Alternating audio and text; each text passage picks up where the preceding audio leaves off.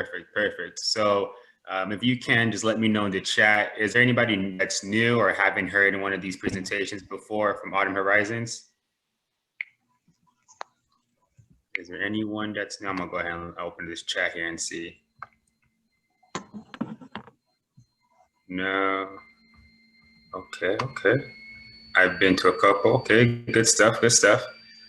All right, so I'll go ahead and kind of set the stage as we always do. Before we get started, I see there are some new people, but good evening or good afternoon, I should say. My name is Michael Ward Jr. I'm the president and CEO of Austin Urban Technology Movement. I'm very excited to once again come here and speak to you all about AUTM Horizons. I'm going to get into a little bit more depth about what exactly AUTM Horizons is, but Austin Urban Technology Movement, also known as AUTM, is all about workforce development opportunities inside the technology industry. So we train, we develop, we expose individuals to what different career pathways are inside this space, but also make sure that they're able to be successful if they decide to make that transition inside the tech industry. So when we think about technology, it's access to the internet, access to devices, knowing how to use computers, knowing how to browse online. Then we could get into some more technical conversations, something around blockchain, AI, machine learning.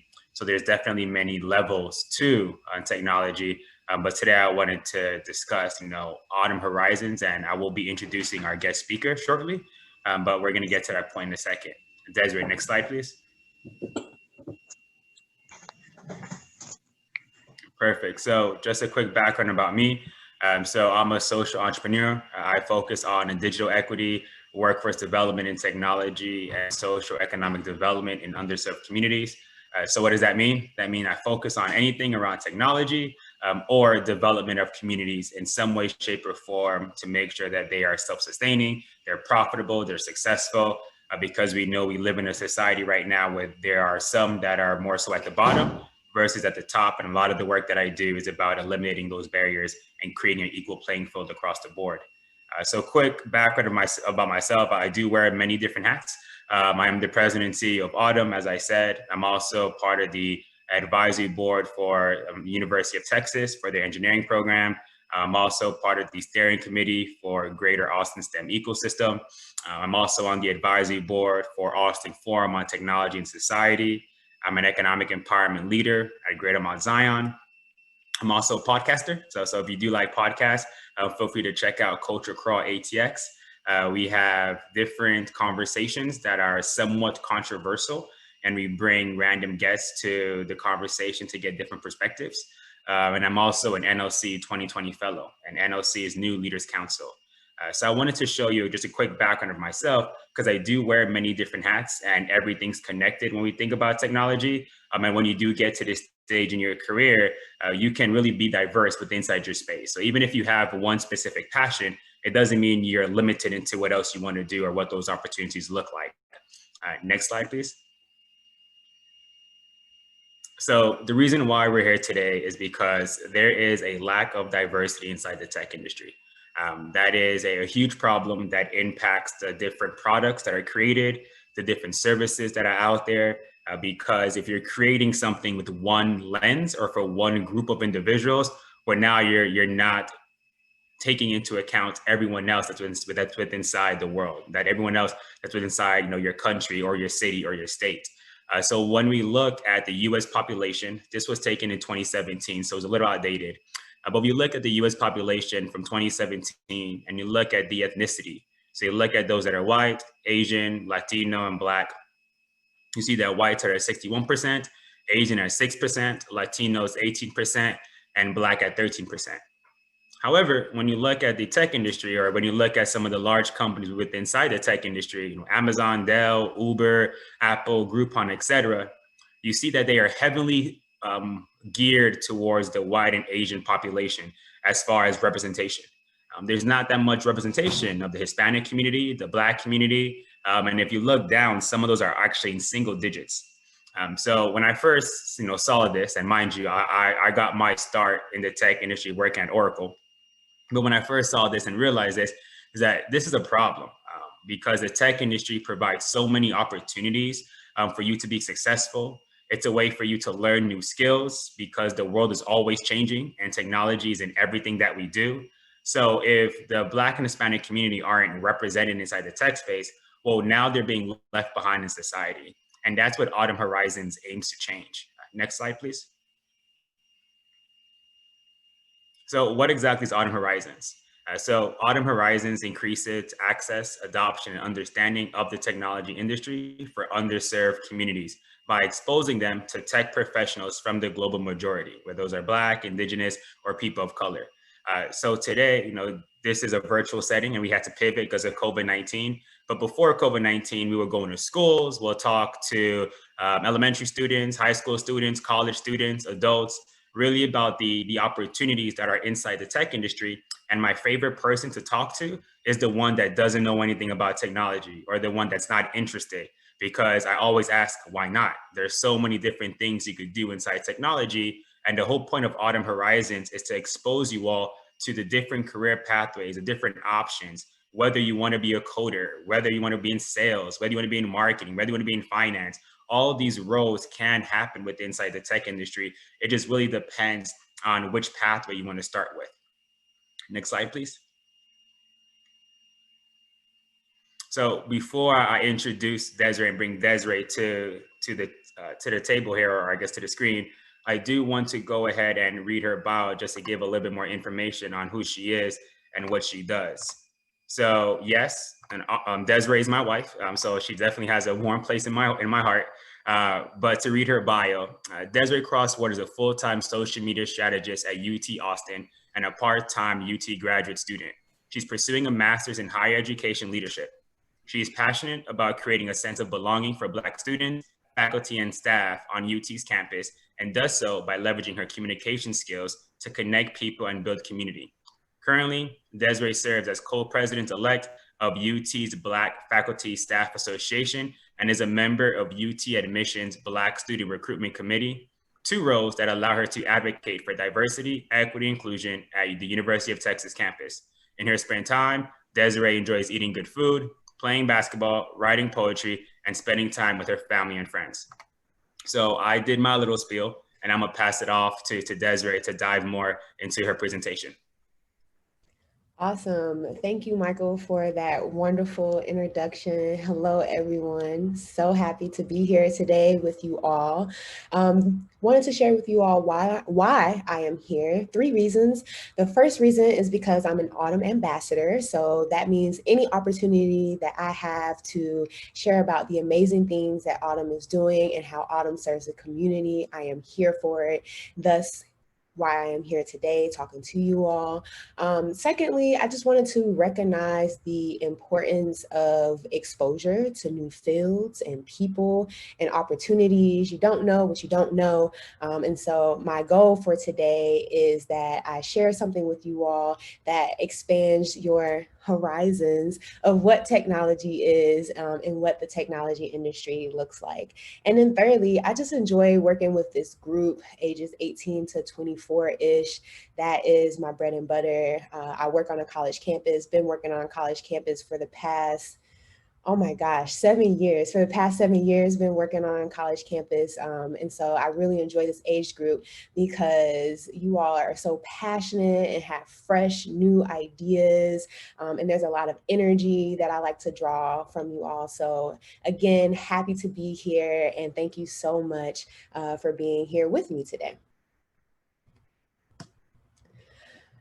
So first things first, I just wanted to make sure that we all get on the same page about what technology is and the technology industry. So show of hands or raise your hands or use the reaction feature. I'm curious to know how many of you all have used Menti in presentations or been in a presentation where the presenter used Menti. Oh, sorry, ma'am. What's the question? Has anyone used Menti.com before? No, I haven't used it before. I think I heard of it, but I haven't used it either. Yeah, I don't know. Okay, well, we're gonna have some fun today. So if you could take your phone and take a picture of this QR code, it will take you right to the website and it'll ask you this question: what words come to mind when you think of technology? And just type in those words.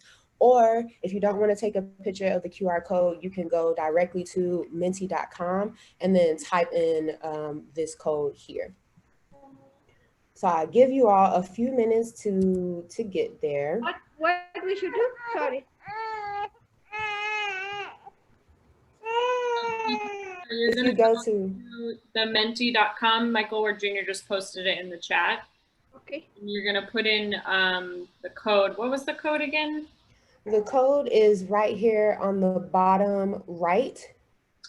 I can't see your screen anymore. Oh, I'm sorry. Give me one moment.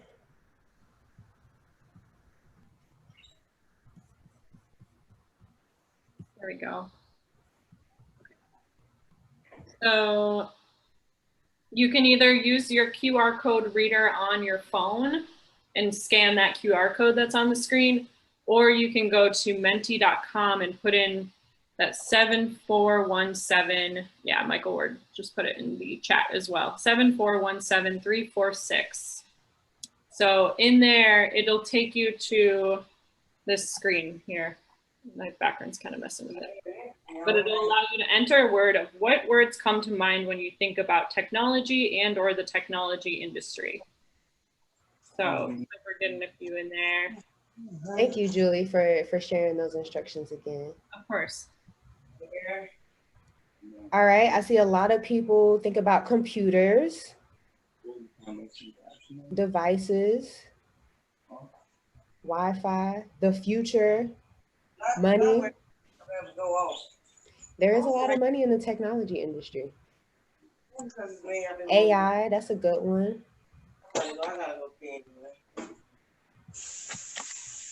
Michael J, can you remute your computer?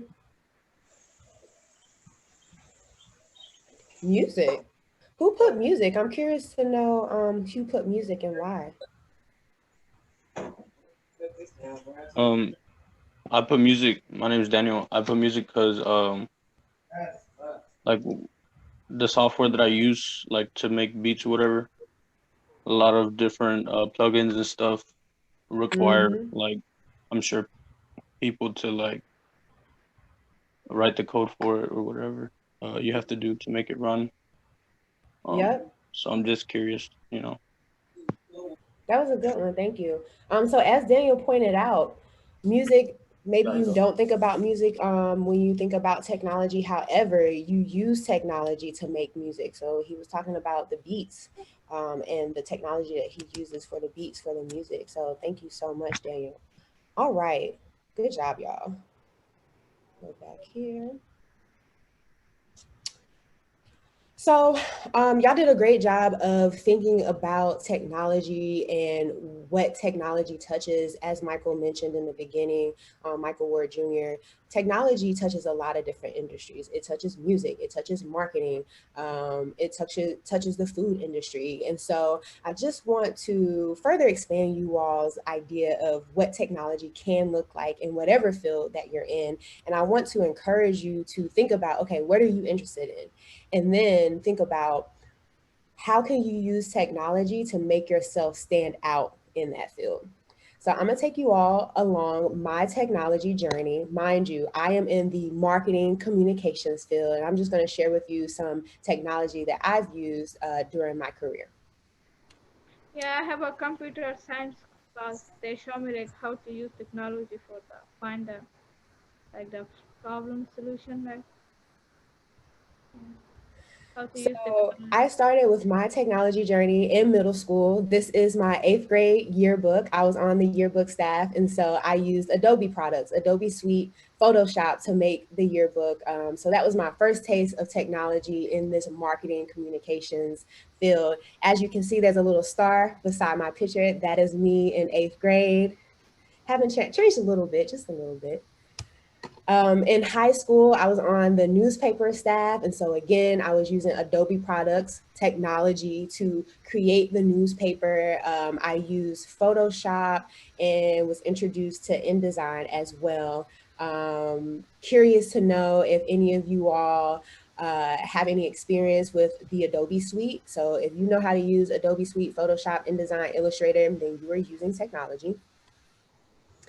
In college, I realized that I probably need to learn how to code. I came up in college when coding was really popular, websites, it was a lot easier to make your own websites.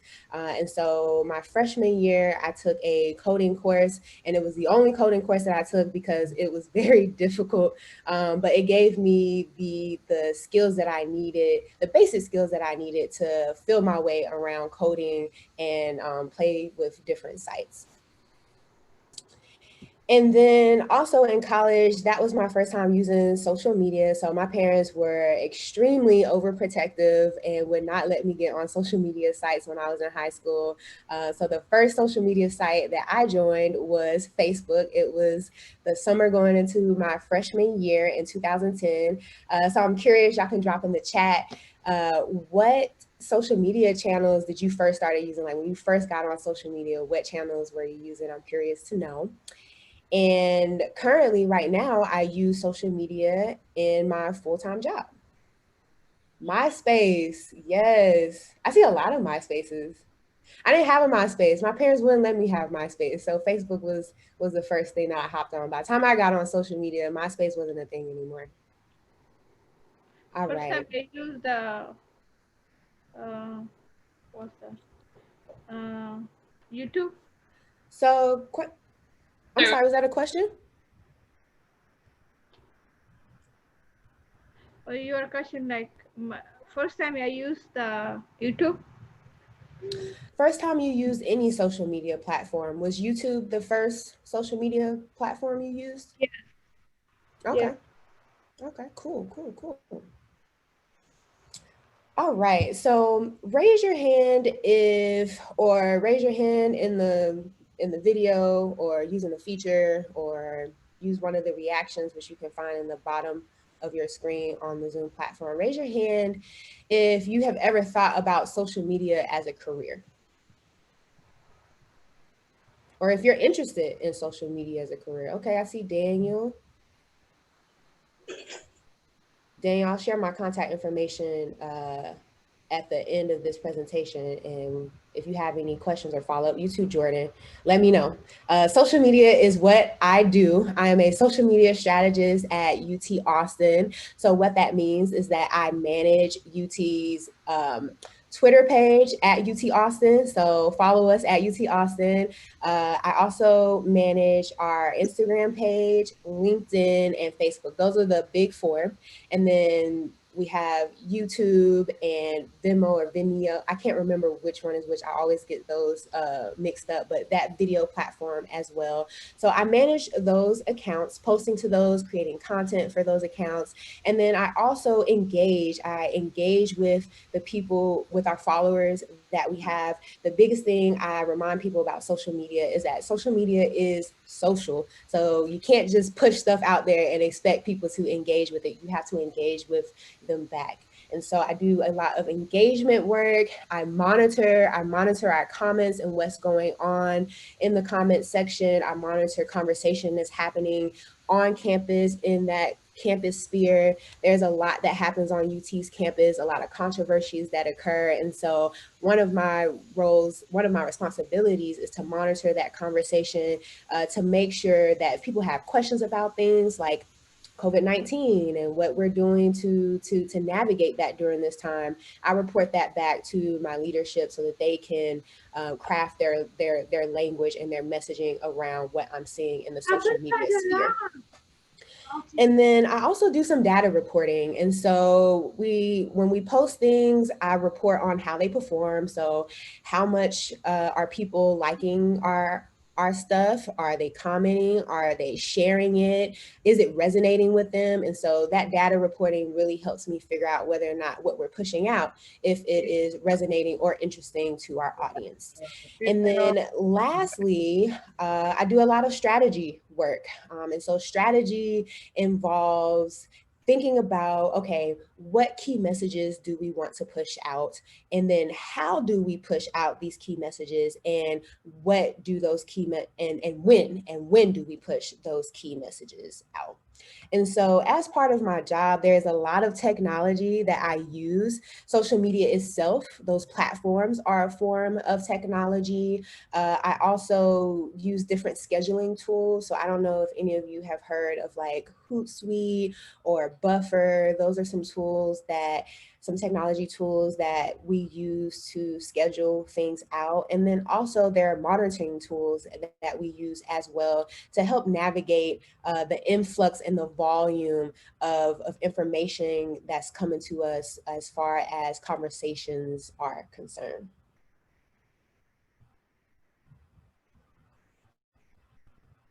So before I move on, are there any questions about what I do or what my job entails? Who do you work for, like, exactly? Like, who pays you?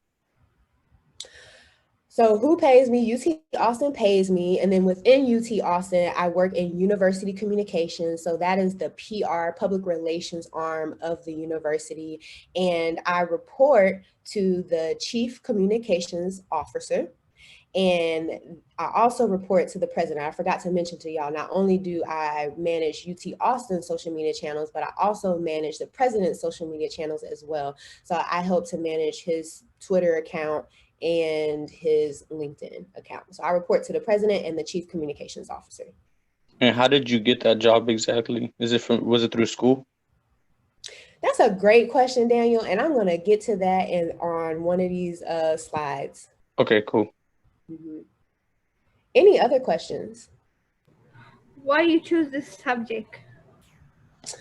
Why did I choose this subject? Y'all are asking some really good questions that I have prepared for. I will get to that also later in the presentation, but just to give you a quick run through right now, I chose it because I have a passion for storytelling. I love storytelling, and I do that through social media, creating content for social media. And why you are helping with the people? Can you repeat that? Like why you are help with the people with social media? Why do I help with social media? Yes. Because again, I love storytelling. I enjoy being on the platforms and learning those platforms, and it's just fun. It's a lot of fun to create content and to engage with people. That engagement piece and that social piece is a lot of fun for me. Yeah, good. Any other questions? All right. So Daniel, this is where I'm gonna get to your question about how did I get this job. So how it all started was at UNC Chapel Hill, go Tar Heels. I bleed Carolina blue as well as burnt orange. I had a social media internship the summer before my senior year. And this was my first time managing like a big branded account. I had my own social media accounts, but this was my first time managing a brand's account. So I was a social media intern in UNC's admissions office.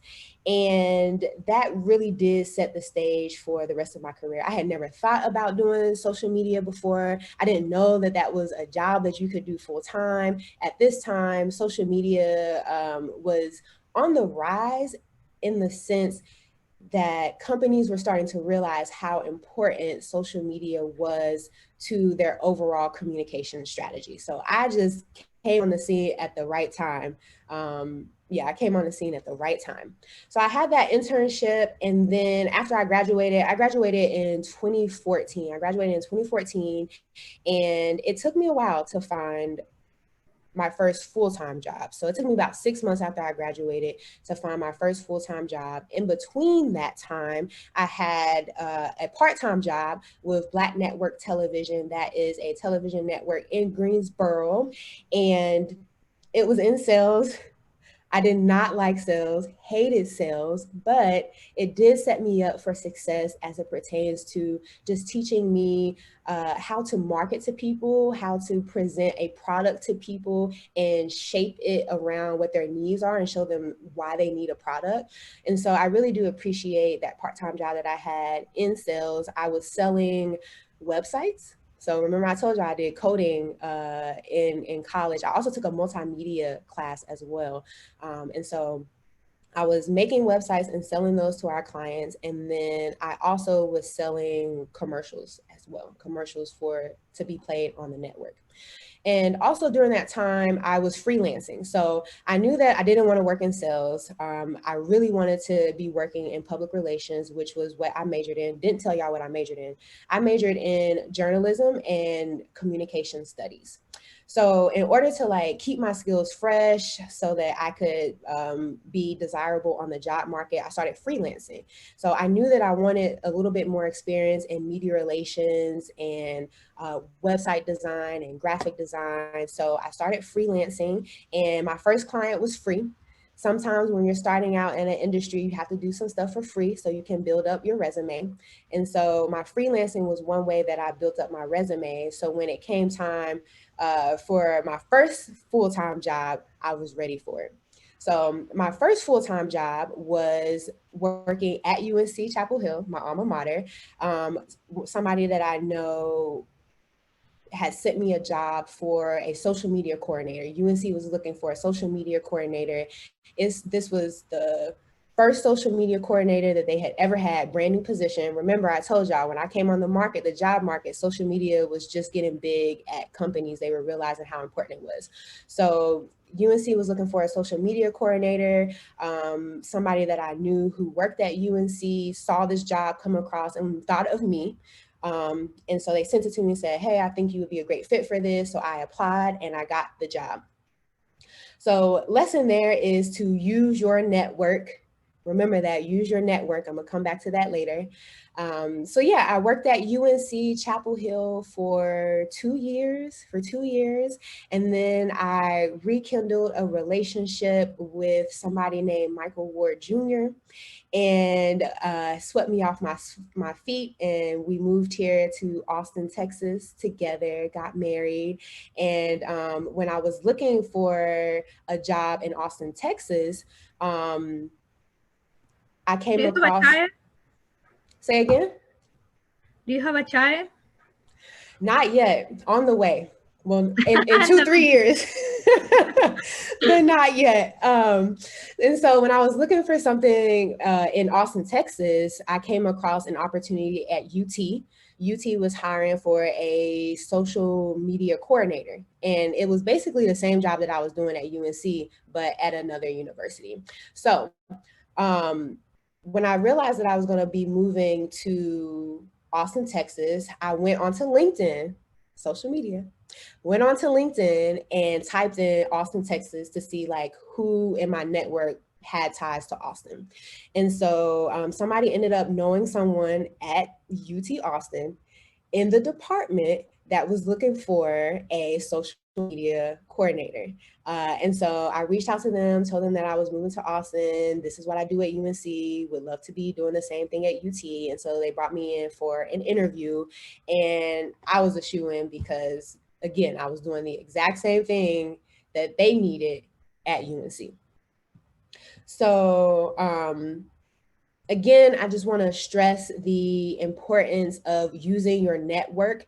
Every job that I've ever had was because I knew somebody that knew somebody. So use your network, work that network. At BNT for Black Network Television, that company was owned by my best friend at the time. Her parents owned that company. So they hired me part-time after college. With UNC, I knew somebody who found out about this job and thought about me. And so it's really important for, if you have whatever it is you want to do, make sure that you connect with people who do the same things that you are interested in, and you let them know what it is that you want to do. Because I had connected with this person and they knew what I wanted to do, when an opportunity came across that fit for me, they sent it to me. And then with UT, again, I went on LinkedIn. Somebody knew somebody who knew somebody and connected me. So use your network. It's all about who you know, not what you know. And when I heard that, I thought that was really unfair, but life is unfair. So that is my career journey. Daniel, does that answer your question about how I got my job? Yeah, it does. Okay, awesome. I was just curious to like if you studied for it, but no, you said you studied or you majored something else, right? So I majored in journalism and my concentration was public relations. So I studied like how to write media, how to write press releases, how to connect with people and share stories. And so I didn't necessarily like social media. I don't even think I took a class in social media, but social media is one way to connect with people. Social media is one way to tell a story. So it was loosely connected. But again, like I wasn't even thinking about working in social media as a full-time job. I didn't know that was a thing until I had my internship the summer before my senior year.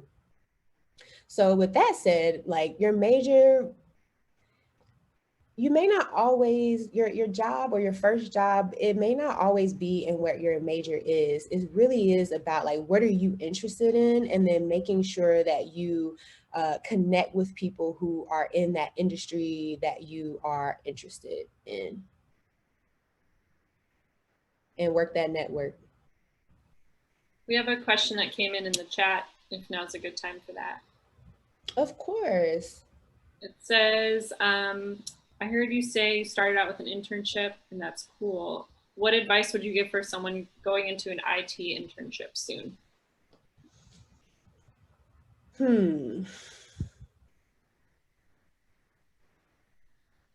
Great question. Yeah, that's a good one because I kind of need to know that one too. I didn't even think of that one. Starting an internship soon, so. Yeah, I would say get to know the people who you will be working with.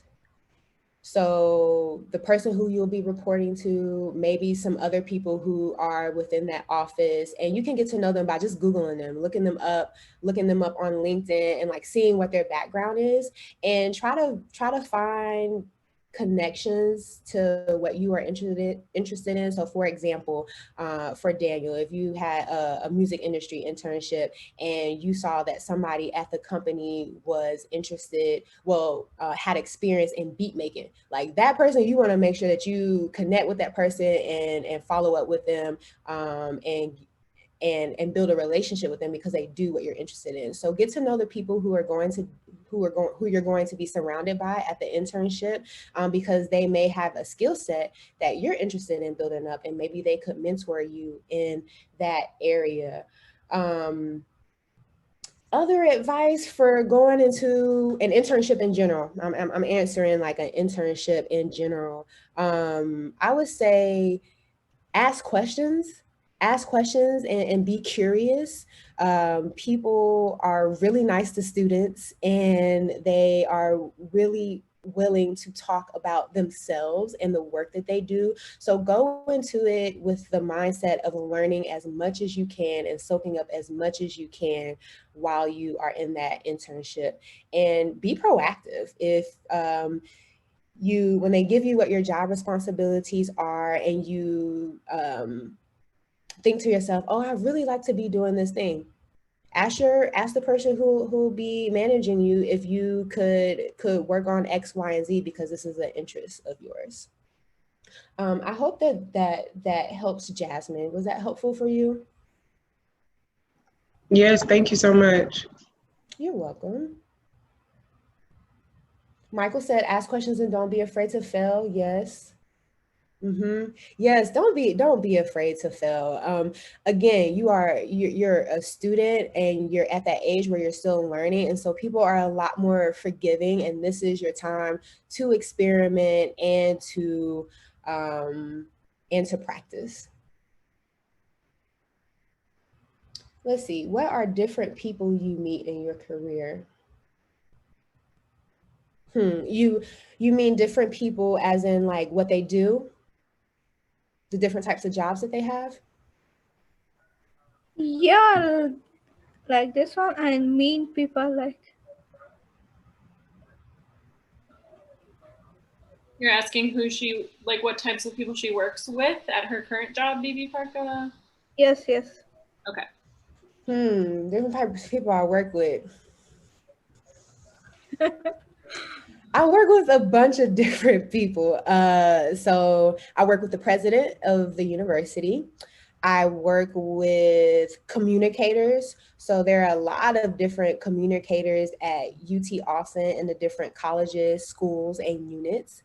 I work with researchers. So researchers will have really cool research that they're working on, and I have to read about their research, comprehend it, and then create content that is understandable to a general audience about what that research is. So I work with a lot of researchers. I work with students, which is my favorite part of my job, a lot of different student organizations. And I work with all ages as far as like people in my office. There are interns in our office, and then there are senior level people in the office. Um, Yeah, I would say that pretty much covers the type of people that I work with. Sometimes I have to work with legal. I have to work with lawyers because there are certain things we can't do on social media or certain things we can't say because it may put the university in jeopardy. I work with developers, so people who help fundraise money for the university.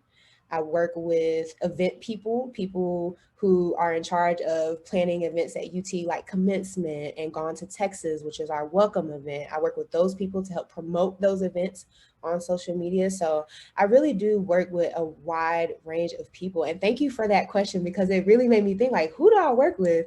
Um, and it's a lot. It's a lot of diverse group of people as far as talent and what their jobs are concerned. So thank you Yeah, for that question. thank you. Mm-hmm. All right. Any other questions before I move on?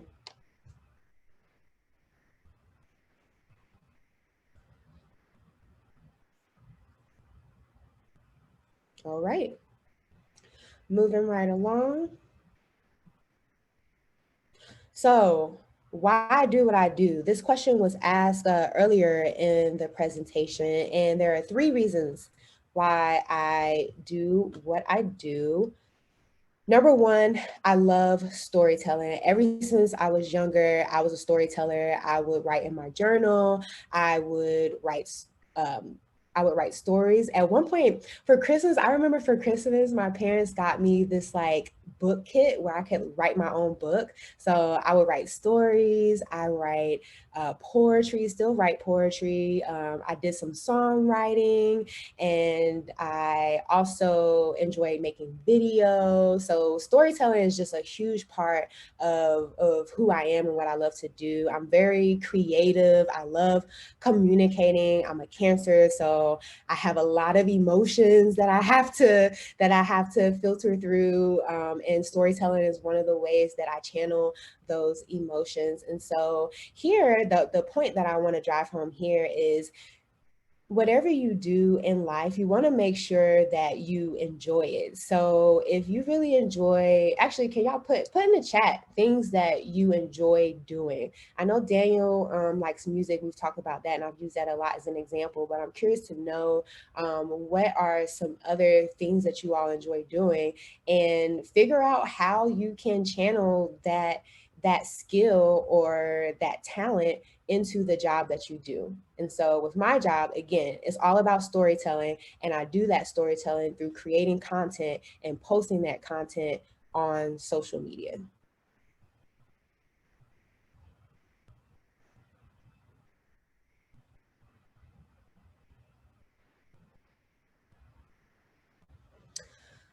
Another reason why I do what I do is because social media is always changing. So it's not boring. Like there's something always new that I have to learn. I saw somebody say that they enjoy learning. So with social media, there's always new stuff happening. I know with Snapchat, I remember when Snapchat was not a thing. And then it came on the scene and changed how we tell stories. Like who would have thought you could post something and then it disappears after 24 hours?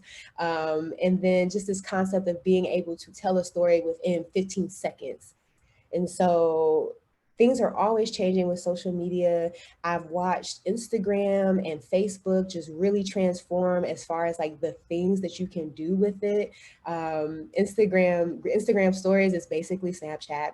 And now you have Instagram Reels, which is basically TikTok. Instagram likes to take other people's stuff and put it into its own platforms. So I enjoy what I do because it's always changing, and I always have to learn how to tell stories in a new way. Curious to know, raise a hands or you can put it in the chat. How many of y'all use Reels? I have not used Reels yet, but I'm going to learn. And then TikTok, I tried to figure out TikTok, but it just did not click for me. So I'm curious to know if any of y'all are using Reels or TikTok for your personal social media. You use TikTok? Okay. All right. We got one person. They said negative. Yes, I use. Okay. Okay, so not My too brother, many. my sister, all use a TikTok. Okay. All right. It's fun, just for fun. Yeah, I'm gonna take some time at some point during my workday because I work on social media. So the fun part about that is like I could be on social media all day, like playing around with the platforms, and it's part of my job. Yeah. Okay.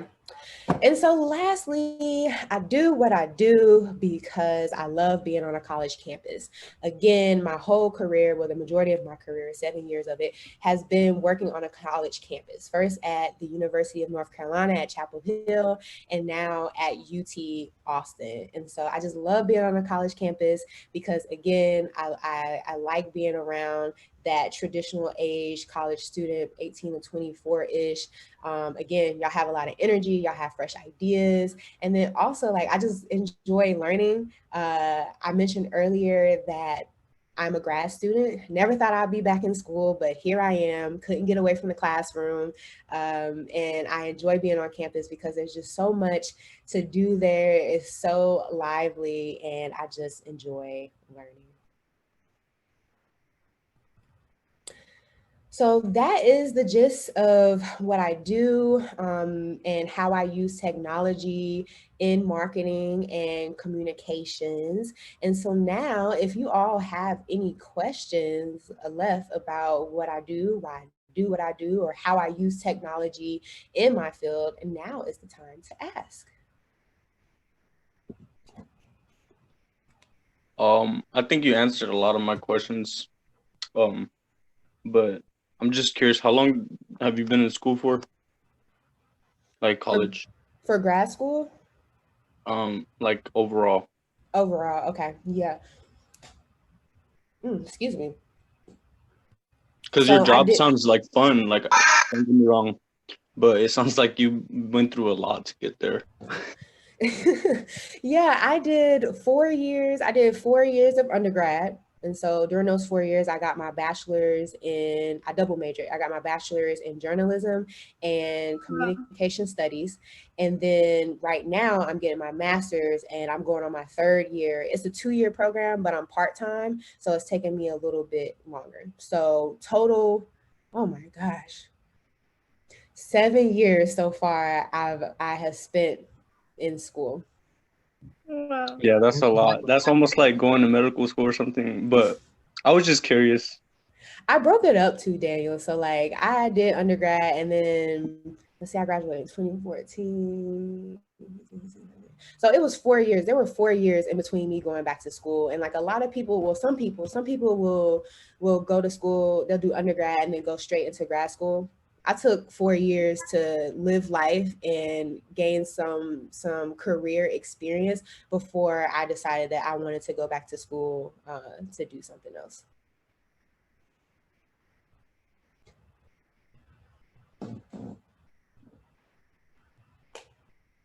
Any other questions?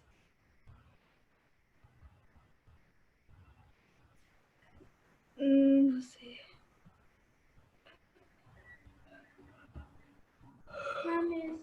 No.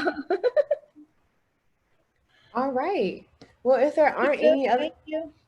you're welcome. Thank y'all so much for rocking with me today. I appreciate you all's engagement in the chat and asking questions. I'm going to drop my contact info in the chat. So those who said that they were interested potentially in social media as a career, you can hit me up afterwards and ask any other questions that you may have about that. Let me drop my Twitter here too, because my Twitter be popping. Thank you again for the presentation. Yeah, You're welcome. Right, thanks for taking the time to come speak with us. It was my pleasure. I appreciate y'all.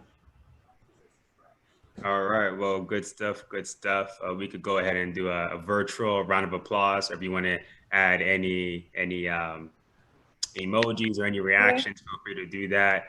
So I really do appreciate you all showing some love to my wife. So, you know, y'all are getting some check marks there. So good job, good job. Desiree, next slide for me, please. Well, just to wrap up on our end, you know, we'll be back next week. Next week, we have another presenter, which will be Lindsay Hackney. Lindsay has a completely different career pathway within inside the tech space than Desiree. And the whole purpose of this is to get y'all interested, right? To expose your idea and your mind into what technology really means, especially in the society that we live today. So if you want to connect with Autumn, you know, feel free to go to our website. It's www.autmtx.org. You could sign up on our newsletter, which is on the bottom right corner right there. It's also on our website. And that QR code, as you see to the top right corner, that's for our Autumn Learn application. So right now we have free education online for the community to go and learn different skill sets. We're building out our social media pathway. So it's not there just yet. We do have a focus around LinkedIn, but we'll be adding more information around social media, engaging with social media, a career in social media, leveraging it, and what that looks like. So feel free to take a screenshot of the QR code or go to our website. It's on our resources page. But you know, everything on our standpoint, you know, we're a believer that education should be free, and the only way that we can increase the representation of the communities most in need inside the tech space is to expose them, is to have conversations like this, not just once a year, but a continuous basis, so we can build that network and that connectivity. Next slide. Perfect. So that concludes the presentation. So I just invite you all to join us in reshaping the tech ecosystem. And what that means get inside technology, right? You know, focus on social media, be in IT, be a software developer, be a web developer, focus on AI, blockchain. I mean, there is so much that you could do with inside the tech industry. And my goal is that you all, you know, either use technology, work in technology, or build technology.